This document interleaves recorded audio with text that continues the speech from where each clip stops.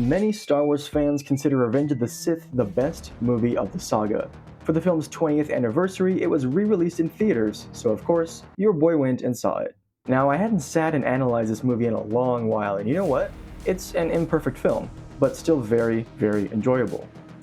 I thought I knew this movie pretty well, but there was one scene that really stood out to me on this rewatch, a scene that I completely forgot about. And when I watched it, I realized something. It was probably the best scene in the entire movie. A scene that is often overlooked and I would argue is up there with the twin sun scene from A New Hope and parts of the Duel of the Fates from Phantom Menace.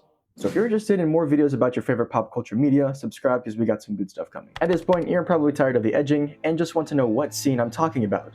It's scene 125, a scene that doesn't last longer than 2 minutes, but proves to be the turning point for the entire story of Anakin's downfall. In the scene, we're on Coruscant. Padme sits in her suite, pondering. We cut to Anakin in the Jedi Council chambers, doing the same thing. And here we already have some visual storytelling. Look where Padme is in the frame, and what is on the same side as we cut to Anakin. It's the sun. She is quite literally the light in his life. As we cut between both characters, the editing maintains a similar rhythm.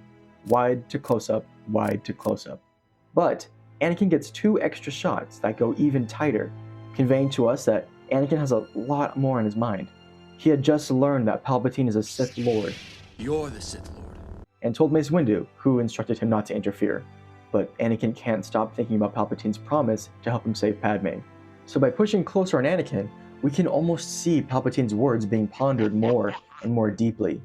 The camera shows the influence, the temptation, the deception taking hold.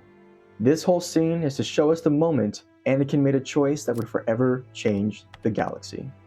We cut back to Padme, who stands up and walks to her window, looking at the Jedi Temple miles away. Continuing the parallel, Anakin also rises and walks to the window, looking back at Padme's apartment. For the next few shots, both characters are placed on either the right or left side of the frame, positioned so that it seems as if they are looking at each other, even though they are miles apart, creating, through editing, a sense of connection. The cuts are then quicker than before as the tension increases, as Anakin gets closer to making his decision when he decides what is most important to him.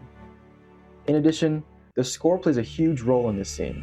It's a haunting melody, almost like something out of Dune. It suits the scene perfectly by telling us the choice Anakin is going to make before we see him do it on camera. The song here is titled Padme's Ruminations. A rumination is the act or process of regurgitating and chewing again previously swallowed food. However, since Padme has no food in this scene, we must conclude that this is the other definition. Obsessive thinking about an idea, situation, or choice, especially when it interferes with normal mental functioning. But this got me thinking, why is it called Padme's Ruminations? Isn't this scene really about Anakin making his decision? Well, no. Padme plays just as important a role. She feels that something is off, but is unable to explain what it is. We know she is thinking about Anakin as she looks at the Jedi Temple across the way. And as they're looking at each other from miles away, we are reminded of their connection. Then we have this shot, where Anakin sheds a single tear. He's made his decision.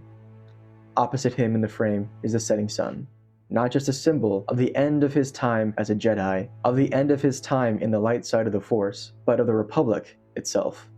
Anakin turns his back to the light and walks into shadow and darkness.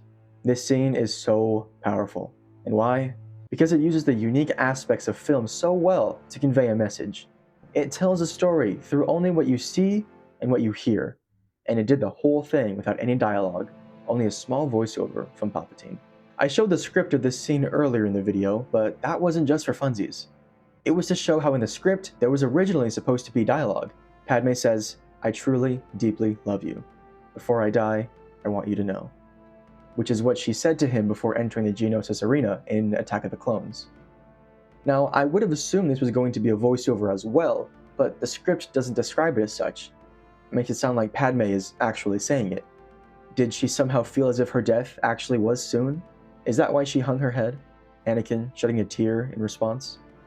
The rest of the dialogue is C-3PO asking Padme if she's alright, and Anakin saying to himself, "I can't do this. I can't let her die." And you know what? I'm glad they cut this dialogue out. It was, frankly, unnecessary and would have been too on the nose. I don't like sand. By having no dialogue, it sets itself apart from the rest of the film, filled with words, exposition, action, sound effects, and more. But this scene is truly something special. It is the calm before the storm. It treats its audience with respect, allowing them to come to that understanding on their own, and thus allowing them to engage more deeply with the material. Now you may be wondering, hey Gabe, I thought you liked to take scenes and make them 1% better. What are you going to do to this scene? I'm glad you asked.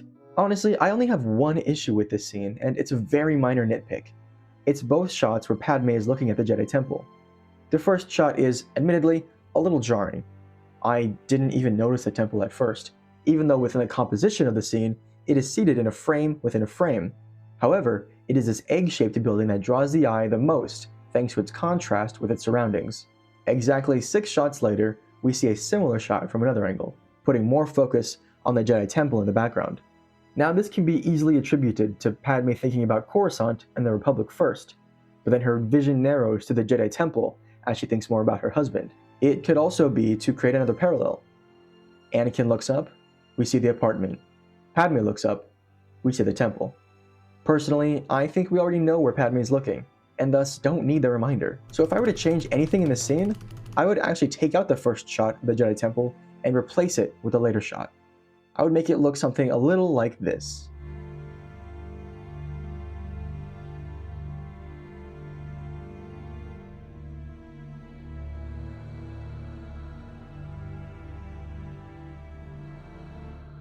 Again, the scene still works without this very minor change, and at the end, it all comes down to personal style and taste.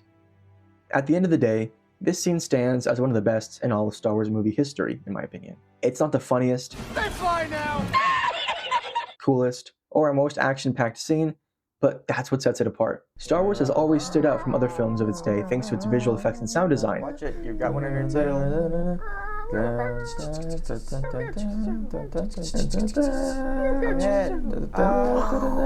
But this scene really said, hold my beer. All I need are some intercut shots and some haunting music, and I can make the audience more emotionally engaged in 2 minutes than they did in the entirety of Rise of Skywalker. Now admittedly, that's a pretty low bar. But the calm before the storm, the visual storytelling, and the editing of the scene all work so well together that it actually elevates the rest of the movie. It makes Anakin and Padme's relationship feel more believable than any of their dialogue in the film. It feels more real, and it did it all without any dialogue from those characters. It's for these same reasons that the Star Wars scenes with silence are often the best ones. Luke Skywalker watching the twin suns on Tatooine, Obi-Wan, Qui-Gon, and Darth Maul waiting for the laser gates. These all help us understand characters and their emotional/mental states with no dialogue, just visuals and audio. And that's what makes cinema so powerful. So what do you think about this scene? And what are some of your favorite scenes from Star Wars or other media that you really enjoy and would like me to analyze? Let me know in the comments. If you enjoyed this video, make sure to check out this other video where I talk about the visual storytelling of Common Side Effects, one of the most underrated shows of the year. This is Gabe, geeking off. That's my new outro, what do you think? Geeking off.